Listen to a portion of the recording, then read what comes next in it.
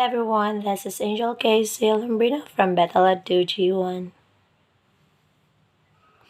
The history of gymnastics and its contributors or educators for the development of the sports. So, history of gymnastics. Gymnastics is one of the world's oldest physical activities in sports, and its origin can be traced back thousands of years. The earliest known physical evidence of gymnastics can be found in the art of ancient Egypt, where female acrobats performed for the pharaohs and the Egyptians' nobility. So the record shows that during the ancient times, the Chinese and Egyptians were the first to practice various gymnastics routines for fitness and entertainment. But the Greeks were the first to develop the competitive aspects of gymnastics, which originally meant all forms of athletics. It was first practiced at the ancient Olympic Games at Mount Olympus. So all this sprang from their belief in the ideal of the sound in mind in the sound body. So gymnastics as practiced from early times appears to have spread from Egypt, Greece, and Rome.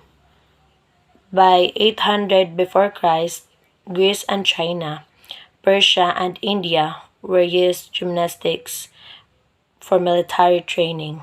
In 776 before Christ, the Greeks have the first Olympic Games, which was a festival dedicated to their god Zeus. So gymnastics was added in the ancient Olympic Games, wherein it involves boxing, wrestling, throwing, jumping, track and field, and weightlifting, which later in the history became the parts of sports. So in the name of the sports, gymnastics is derived from the ancient Greek word gymnos, which literally translated means naked art. So in ancient Greece, male athletes trained and compete in the nude. Because of this, women were exploited in ancient games, not just as competitors, but also as spectators. So the Greeks built elaborate complexes known as gymnasia for the physical education training around 6th century before Christ era. So there were three types of teachers in the gymnasium, which is the grammatistes, who taught reading, writing, and other scholarly pursuits. Then Ketatrestes, who taught music, and while Paidotribes were physical fitness teachers. So there are contributors and educators for the development of the sports. First is Johann Bernhard Basedow, Johann Götz Motz, Friedrich Ludwig Jahn, Per Henrik Ling, Adolf Spies, Dr. Dudley Sargent, Candido Bartolome, and Francisca Reyes Aquino. When Johann Bernhard Basedow, year 1723 to 1790, he is a German, introduced gymnastics in school curriculum, while Johann Götz Motz, year 1759 to 1839, he is a German, known as the great father of gymnastics, who wrote a book entitled Gymnastics for the Youth. So Friedrich Ludwig Jahn, year 1778 to 1852, he is also a German, considered as the father of modern gymnastics, while Per Henrik Ling, from year 1776 to 1839, he is a Swedish, introduced gymnastics in European schools.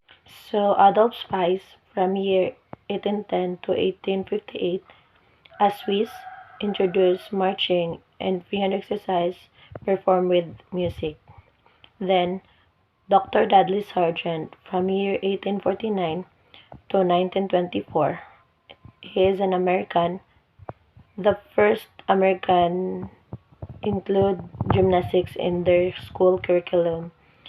Then Candido Bartolome is a Filipino, a professor of secured and support for gymnastics competition at the university, and he helped other organizations in the Philippines develop their own programs. So last is Francisca Reyes Aquino from year 1899 to 1983, a Filipino, mother of Philippine folk dance. So that's the contributors and educators for the development of the sports. Then there are some benefits of gymnastics that includes physical, cognitive, and psychological. So physical is when we can increase in muscular strength, flexibility, and endurance, ability to relax, correct body alignment for walking, standing, jumping, and etc. The knowledge of how to fall or roll safely, increase agility and coordination.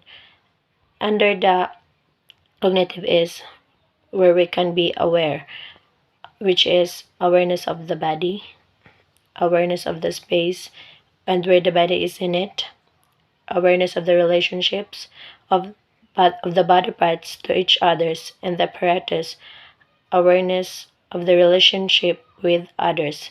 The last is the psychological, wherein the under is the joy movement mystery, discipline, self-control, the exercise habit as a pleasurable daily occurrence, a confident self-image and a positive attitude towards the bodies, trust in one's own abilities, move from a word I can't to I can. So next is the definition of rhythm, wherein rhythm is the regular recurrence of accented and accented of the beats.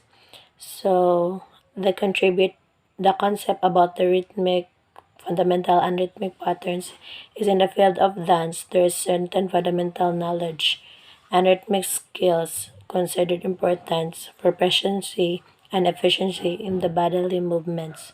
And we can also define rhythmic patterns as a section of musical events contained within a single metric unit that corresponds a single name beat. There are there are three classifications of rhythmic activities: the dramatic rhythms, fundamental rhythms, and creative rhythms, wherein fundamental rhythms includes walking, running, skipping, and other fundamental movements, while creative rhythms involves movements that initiate animals or men. And last is dramatic rhythms. This could be based on a story or an idea, or a poem, or an emotion, or in a song. Elements under rhythm is beat, tempo, intensity, pitch, accent, meter, phrase, bar, count, note, measure, note pattern, step pattern, while space is direction, range, level, and floor pattern. Then last is the movement qualities. Movement expression is attained through the elements of time, force, and space. That would be all. Thank you.